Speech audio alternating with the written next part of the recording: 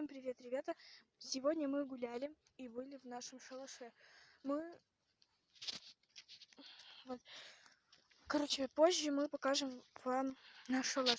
Мы гуляли в нашем шалаше и услышали звук сиреноголового. Вот когда детский мороженщик.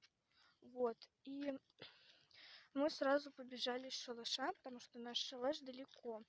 И сейчас мы идем, типа в лесу. И мы услышали звук сиреноголового, когда он нас увидел.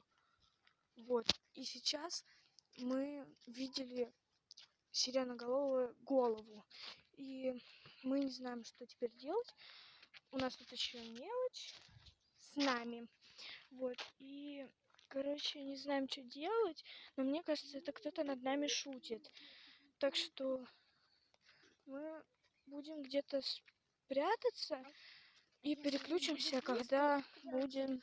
Если мы его увидим, мы напишем в комментах. Ссылка в описании будет на всю подробную историю. А пока что мы отключимся и ждите, пока, если мы увидим, мы подключимся к вам. Ребята, мы его видели! Он издавал такие звуки, когда он нас увидел. Вообще, он там сзади.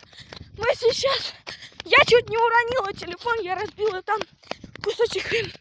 Там вообще пипец, что сейчас происходит.